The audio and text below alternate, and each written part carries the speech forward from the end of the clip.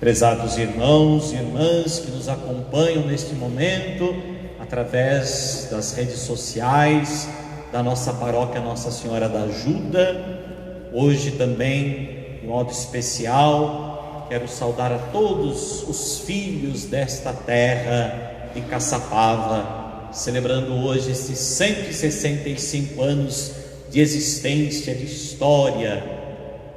Estamos nesta terça-feira da oitava da Páscoa, e hoje eu gostaria de refletir sobre o tema as chagas do Cristo ressuscitado.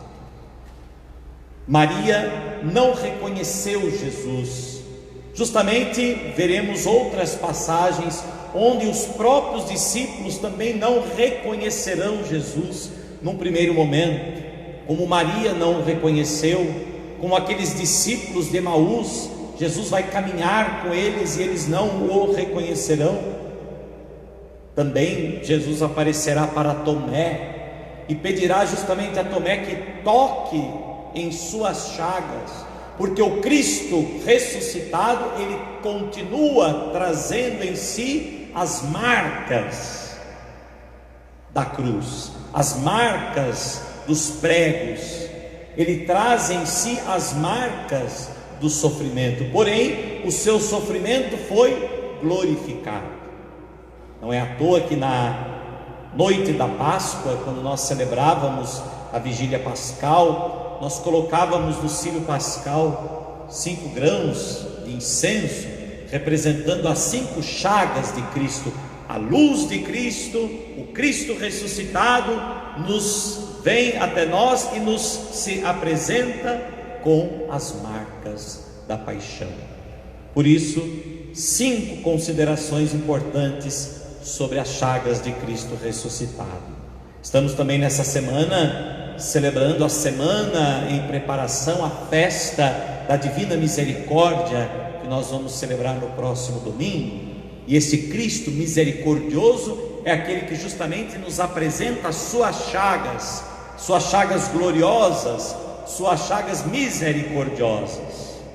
Por isso, o primeiro sentido das chagas do Cristo ressuscitado: Cristo conservou as chagas não pela impotência de curá-las, não porque ele não poderia curá-las, mas as chagas de Cristo ele as levou em si, no seu próprio corpo, como que um troféu da sua vitória.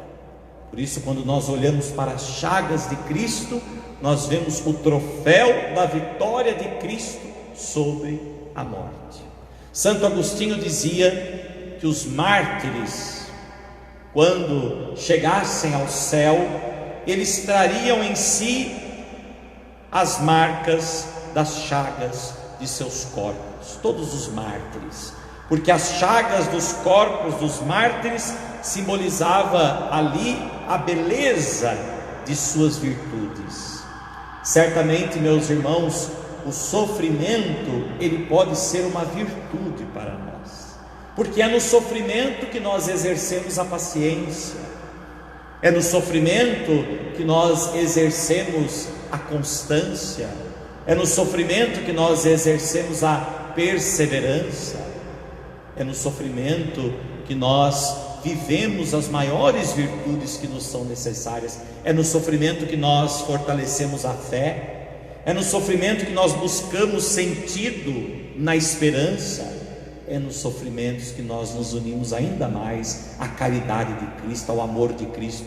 Por isso, vejam, o sofrimento ele pode se tornar uma virtude para cada um de nós, e pelo sofrimento, através dos sofrimentos, nós podemos também glorificá-los, e eles podem se tornar fonte de glória, de graça, de virtude para nós, como foi para Jesus.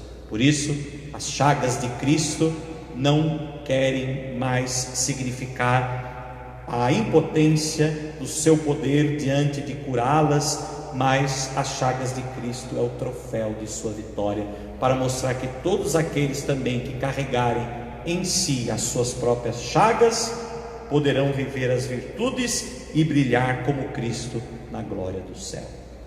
O segundo sentido das chagas de Cristo ressuscitado é para confirmar os corações dos seus discípulos na fé da ressurreição. Por isso, muitas vezes Jesus vai dizer: vejam, toquem, sou eu, não sou um fantasma como vocês estão percebendo. Eu como, eu bebo, eu estou entre vós, mas trago em mim as marcas da paixão, porém as marcas glorificadas pela ressurreição.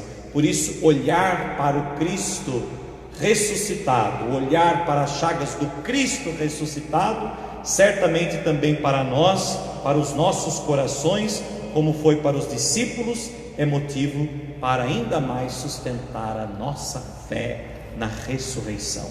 Nós cremos na ressurreição, nós cremos que as chagas da nossa vida também podem ser transformadas pela ressurreição, pelo poder, pela graça de Cristo. O terceiro sentido das chagas de Cristo, para que ao rogar ao Pai por nós, Jesus pudesse manifestar sempre a realidade da morte pela qual padeceu o homem. O homem morrerá, a humanidade será alcançada pela morte. Sim, seremos marcados pela morte. A morte também irá nos atingir, mas a morte não terá a última palavra. E olhar para as chagas de Cristo é ter essa certeza. E certamente essa certeza é que nos ajudará também nós a suportarmos os nossos sofrimentos e também a realidade da nossa morte. Que todos aqueles que neste momento também certamente estão agonizando, certamente são muitos já vítimas do Covid-19, do coronavírus, que todos estes agonizantes desta noite, deste dia, se sintam então confortados pela presença do ressuscitado, que eles possam contemplar o ressuscitado, que mostra as suas chagas, para dizer-lhes que eles também podem, assumindo as suas chagas, assumindo os seus sofrimentos, se unir a Jesus Cristo, porque se com Cristo nós morremos para este mundo, com Ele nós viveremos para a vida eterna. E o quarto sentido das chagas de Cristo ressuscitado é para fazer ver aos que Ele resgatou por sua morte, pondo-lhes à vista os sinais do seu suplício e mostrando que a misericórdia veio em nosso socorro. Quando abriram o lado de Jesus pela lança, correu sangue e água, e ali simbolizados o batismo e a Eucaristia. O lado aberto de Jesus, meus irmãos, é a expressão mais concreta e a expressão mais sublime da misericórdia de Deus, do amor de Deus que se derrama por nós, do amor de Deus que vem para purificar o homem. Por isso, as chagas de Cristo simbolizam também a sua misericórdia. E aí refletimos sobre o quinto e último sentido das chagas do Cristo ressuscitado. Santo Agostinho dizia que no juízo final, Jesus dirá aos incrédulos, mostrando as suas chagas gloriosas, porque Ele está ressuscitado, glorioso, porém com as suas chagas gloriosas. Santo Agostinho diz que no juízo final, diante dos incrédulos, daqueles que não acreditam em Jesus, daqueles que não creem, Jesus irá lhes mostrar as suas chagas gloriosas e irá dizer a cada um deles: foi por vós e para vós que estas chagas foram abertas, no entanto, vós não quisestes entrar. Vejam o que Jesus dirá aos incrédulos: foi por vós e para vós que estas chagas foram abertas, no entanto, vós não quisestes entrar. Que nós não sejamos esses incrédulos, que nós sejamos aqueles que vivem da fé na ressurreição. As chagas de Cristo foram abertas para que nós possamos entrar por elas, e entrando pelas chagas de Cristo, possamos ali experimentar o seu amor, a sua misericórdia, a sua entrega por nós. As chagas de Cristo foram abertas para que ali nós possamos entrar e ali nós possamos também buscar o nosso refúgio, a nossa força, a nossa segurança, para que ali nós nos sintamos acolhidos, amados, e assim possamos, nas chagas de Cristo, também recuperar as forças para viver e também para lutar contra todo mal e contra todo pecado. Celebrando então hoje também estes 65 anos de vida da nossa cidade de Caçapava, certamente temos muito que agradecer por tantas coisas boas que Deus já fez e que Deus faz e fará à nossa cidade. Graças a Deus pelo trabalho de tantos, a nossa cidade tem caminhado e tem também sido de certa forma preservada de tantos males. Estamos vendo tantas coisas difíceis, tantas lástimas, tantas tragédias em tantos lugares. Quantas cidades já são atingidas por este coronavírus, e graças a Deus a nossa cidade ainda se sente de certa forma ainda protegida de todos esses males. Certamente é porque Deus guarda a nossa cidade, certamente é porque esta cidade pertence a São João. São João intercede por todos, mas é claro que certamente também é pelo esforço de tantos que por ela trabalham, sejam aqueles que estão no poder público, mas seja cada cidadão precisa colaborar, precisa trabalhar para que essa cidade seja melhor. Mas neste momento, diante desta pandemia, precisa também ser responsável por si e pelo outro. Por isso, por mais que seja difícil, é preciso ficar em casa. Certamente nós gostaríamos que tudo voltasse à normalidade.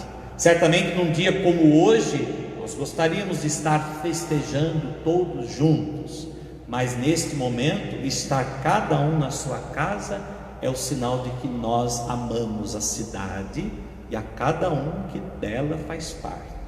Por isso, em nossas casas hoje, somos convidados então a comemorar este dia.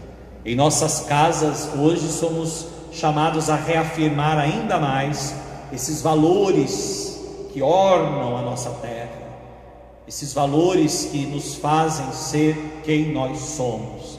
Por isso, continuemos nos sentindo honrados pela cidade que temos, pelo povo que nós somos aqui em Caçapava, mas também que nós continuemos esta árdua missão de sermos responsáveis uns pelos outros. A cidade se constrói não sobre este ou sobre aquele. A cidade se constrói, a cidade cresce, a cidade se desenvolve, a cidade ela vai ornando-se de muitas alegrias, de muitas realizações, quando todos se sentem parte dela, quando todos se sentem promotores do bem comum que nela há. Nós nos sintamos então verdadeiramente cidadãos, mas também que nós nos sintamos todos como filhos de Deus e nesta cidade membros de uma só família, da qual nós pertencemos. E assim possamos continuar dando esse belíssimo testemunho de fé, de religiosidade, de devoção, que são como que marcas da nossa cidade de Caçapava. A fé, a devoção, a religiosidade, que essas sejam de fato as marcas que cada caçapavense traz e que faz com que essa cidade seja de fato a cidade de simpatia, mas que seja sobretudo uma cidade que vive da fé. Assim seja. Amém.